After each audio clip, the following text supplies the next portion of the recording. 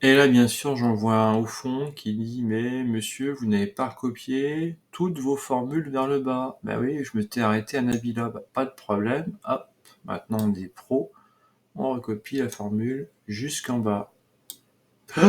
Et là, il y a un problème.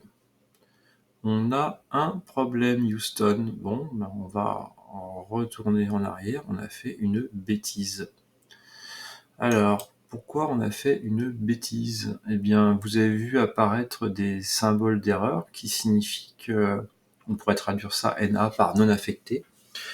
Ça signifie qu'il n'a pas trouvé le code du stagiaire. Bah, effectivement qu'il n'a pas trouvé le code du stagiaire parce que le code du stagiaire n'est pas renseigné. Je peux vous montrer sans recopier tout, mais en le faisant juste sur les noms. Voilà, il ne trouve pas le code du stagiaire. Si je lui rentre un code de stagiaire 105 en plein milieu de la ligne, ça, il va le trouver, il va moins paniquer.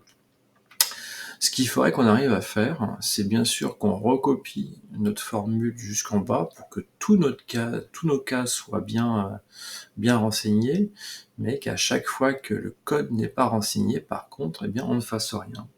Donc, quand le code n'est pas renseigné, c'est que la case, elle est vide. Donc, à nous d'utiliser finalement cette fonction qui s'appelle evide.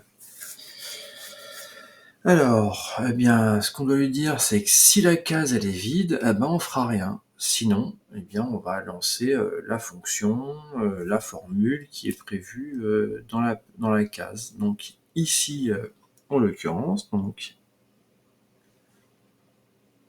on va recopier tout. Voilà, en tout cas sur une première ligne, ça m'évitera de recopier la recherche V. Je retourne dans la zone de formule tout en haut, et je lui rajoute devant, eh bien, si est vide la case qui est là, il faut toujours dire est vide quoi. Il y a peu de fonctions qui n'ont pas besoin d'arguments. La fonction aujourd'hui n'en a pas besoin, mais parce que ça date du jour, mais sinon, en général, vous avez toujours un argument à renseigner. Parfois, sur la fonction est vide, méfiez-vous, on l'oublie. Il faut dire qui est vide. Donc evide, ESTVIDE, c'est la fonction qu'on va utiliser. On aurait pu mettre si A16 égale ensemble vide, peut-être. Bon, evide, c'est quand même plus classe, quoi. Donc si est vide A16, alors qu'est-ce qu'on fera? On a dit qu'on ferait rien. Alors, par exemple, quand on ne rien faire, c'est mettre du texte. Donc c'est ouvrir les guillemets pour mettre un texte et les fermer les guillemets tout de suite, c'est-à-dire qu'on mettra rien du tout. Voilà. Sinon, virgule, on est dans un si, hein, vous voyez. Dans le si, le premier argument, c'est juste un test qui est fait par rapport à la cellule où on doit saisir le code du stagiaire. Ben, si c'est vide, encore une fois, guillemets, guillemets, on ne fait rien. Sinon, eh bien, on fait notre recherche V qui était prévue. Voilà, et vous voyez, c'est parfait. Rien n'apparaît, je recopie vers le bas. Aucun message d'erreur. Si j'utilise une ligne au hasard, ça fonctionne bien. Donc on a bien toutes nos fonctions qui sont disponibles ici.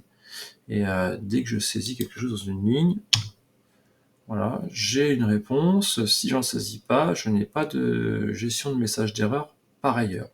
Voilà, bah, c'est à faire sur l'ensemble des autres colonnes. Maintenant, vous savez tout sur la fonction si vide. L'exercice est terminé. Bonne nuit les petits.